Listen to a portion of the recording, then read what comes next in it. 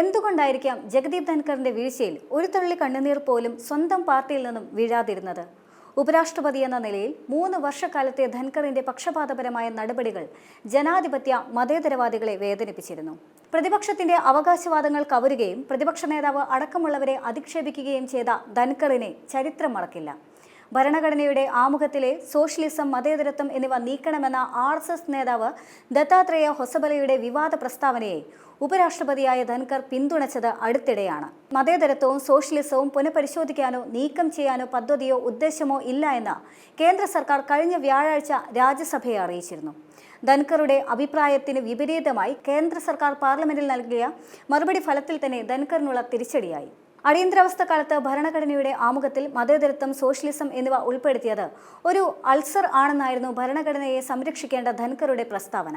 സനാതനത്തിന്റെ സത്യയെ വളച്ചൊടിക്കലാണ് ഇതെന്നുകൂടി പറയാൻ മുൻ ഉപരാഷ്ട്രപതി മടിച്ചില്ല. ഭരണഘടനയുടെ പ്രയാമ്പിളിൽ സോഷ്യലിസ്റ്റ്, സെക്യുലർ എന്നിവ ചേർത്ത 1976 42 ഭരണഘടനാ ഭേദഗതി ശരിവെച്ച സുപ്രീം കോടതി വിധി വന്ന മാസങ്ങൾക്ക് ശേഷമാണിത്. മതേതരത്വവും സോഷ്യലിസവും ചേർത്തതിനെതിരെയുള്ള എല്ലാ ഹർജികളും തള്ളിക്കൊണ്ട് 2014 നവംബറിൽ ചീഫ് ജസ്റ്റിസ് അധ്യക്ഷനായ ബെഞ്ച് നടത്തിയ വിധി പ്രസ്താവനത്തെയാണ് ധൻഖർ വെല്ലുവിളിച്ചത്. ഇംപീച്ച്മെന്റ് നീക്കത്തിന് വിധേയനായ ആദ്യ ഉപരാഷ്ട്രപതി എന്ന ദുഷ്പേരും ധൻഖറിനുണ്ട്. 2024 ഡിസംബറിൽ ധൻഖറിനെതിരെ അവിശ്വാസ പ്രമേയത്തിന് പ്രതിപക്ഷം നോട്ടീസ് നൽകിയിരുന്നു. പക്ഷേ അത് നിരസിക്കപ്പെട്ടു. ഇപ്പോൾ സ്വയം രാജിവെച്ച് അദ്ദേഹം പുറത്തുപോയി. ഉന്നത ഭരണഘടനാ പദവിയിലുള്ള മറ്റൊരാൾക്കും ചരിത്രത്തിൽ നേരിടേണ്ടി വരാത്ത ദുര്യോഗമാണ് ധൻഖറിൻ്റേത്. എന്നിട്ടും അദ്ദേഹം തെറിച്ചതിൽ ആർക്കും ഒരു ദുഃഖമില്ല. ഉപരാഷ്ട്രപതിയെ പുറത്താക്കിയ രീതിയും അതിന് പിന്നിലെ കളികളുമാണ് പ്രതിപക്ഷം വിമർശിച്ചത്. സുപ്രീം കോടതിയുടെ വിധികളെ പരിഹസിക്കാൻ ഉപരാഷ്ട്രപതിയുടെ പദവി ധൻഖർ ദുരുപയോഗിച്ച വേറെയും അവസരങ്ങളുണ്ട്. ദേശീയ ജുഡീഷ്യൽ നിയമന കമ്മീഷൻ നിയമം റദ്ദാക്കിയ സുപ്രീം കോടതിയുടെ 2015 വിധിയെ വിമർശിച്ചത് മറക്കാനുമാവില്ല.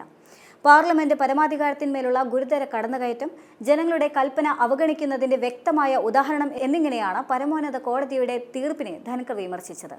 സ്വതന്ത്ര ഭാരതത്തിലെ ഏറ്റവും വിവാദ ഉപരാഷ്ട്രപതി എന്ന ദുഷ്പേരോടെയാണ് ധൻഖർ മാറിയത്. രാജ്യസഭയിൽ പ്രതിപക്ഷവും അധ്യക്ഷനും തമ്മിൽ അഭിപ്രായ വ്യത്യാസം സാധാരണമാണ്. പക്ഷേ കടുത്ത പക്ഷപാതത്തിന്റെയും രാഷ്ട്രീയ ശത്രുതയുടെയും തലത്തിലേക്ക് അതുയർന്നത് രാജ്യസഭയുടെ എക്സ് ഒഫീഷ്യൽ ചെയർമാനായ ധൻഖറിന്റെ കാലത്താണ്. അധ്യക്ഷനും പ്രതിപക്ഷവും പതിവായി ഏറ്റുമുട്ടിയ നിരവധി സന്ദർഭങ്ങളുണ്ടായി. കോൺഗ്രസിന്റെ ദേശീയ അധ്യക്ഷൻ മല്ലികാർജ്ജുൻ ഖാർഗെയ്ക്ക് പോലും അവസരങ്ങൾ നിഷേധിക്കപ്പെട്ടു. സർക്കാരിനോട് ആലോചിക്കാതെ രാജ്യസഭയിൽ പ്രതിപക്ഷത്തിന്റെ ഇംപീച്ച്മെന്റ് പ്രമേയം സ്വീകരിച്ച ധൻഖറിന്റെ നടപടി കേന്ദ്ര സർക്കാരിലെ ഉന്നതരെ ഞെട്ടിച്ചു. ധൻഖർ ചെയ്തത് വഞ്ചനയും ചതിയുമാണെന്ന് മുതിർന്ന ചില നേതാക്കൾ വിലയിരുത്തി. ധൻഖറുമായി സംസാരിക്കാൻ ചിലർ ശ്രമിച്ചെങ്കിലും ധൻഖർ അവരെ ഒഴിവാക്കിയെന്നാണ് സൂചന. ഇതേ തുടർന്നാണ് രാജ്യസഭാ ചെയർമാൻ വിളിച്ച യോഗത്തിൽ നിന്ന് രാജ്യസഭാ നേതാവും BJP അധ്യക്ഷനുമായ കേന്ദ്രമന്ത്രി JP നദ്ദയും പാർലമെന്ററി കാര്യമന്ത്രിയായ കിരൺ റിജിജുവും വിട്ടുനിന്നത്.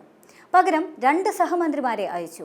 മുതിർന്ന മന്ത്രിമാർ യോഗം ബഹിഷ്കരിച്ചതോടെ ധൻഖറിന് അപകടം മണത്തു. പക്ഷേ ഒന്നും ചെയ്യാനുണ്ടായിരുന്നില്ല. പിന്നെയെല്ലാം പെട്ടെന്നായിരുന്നു. പിറ്റേന്ന് തന്നെ ധൻഖറിനെതിരെ അവിശ്വാസ പ്രമേയം കൊണ്ടുവരുന്നതിന് ആലോചനയും തുടങ്ങി. ഉപരാഷ്ട്രപതിക്കെതിരായ അവിശ്വാസ പ്രമേയം പാസാക്കാൻ ആവശ്യമായ കേവല ഭൂരിപക്ഷം NDAയ്ക്കുണ്ട്. പ്രധാനമന്ത്രിയുടെ അനിഷ്ടവും അണിയറ നീക്കങ്ങളും മനസ്സിലാക്കിയ ധൻഖറിന് രാജിവെക്കുകയല്ലാതെ വേറെ മാർഗമില്ലാതായി. രാജിവെക്കാൻ മടിച്ചിരുന്നെങ്കിൽ അവിശ്വാസ പ്രമേയത്തിലൂടെ പുറത്താക്കുമെന്ന മുന്നറിയിപ്പ് ധൻഖറിന് നൽകിയിരുന്നതായി റിപ്പോർട്ടുകളുണ്ട്.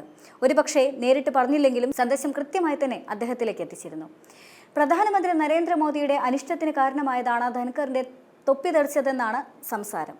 അഴിമതി ആരോപണം നേരിടുന്ന അലഹബാദ് ഹൈക്കോടതിയുടെ ജഡ്ജി യശ്വന്ത് വർമ്മയെ പുറത്താക്കുന്നതിനുള്ള പ്രതിപക്ഷത്തിന്റെ മാത്രം പ്രമേയം രാജ്യസഭയിൽ ചെയർമാൻ ധൻഖർ സ്വീകരിച്ചതാണ് BJP നേതൃത്വത്തിന്റെ അനിഷ്ടത്തിന് വഴിതെളിച്ചതെന്ന് പറയുന്നുമുണ്ട്.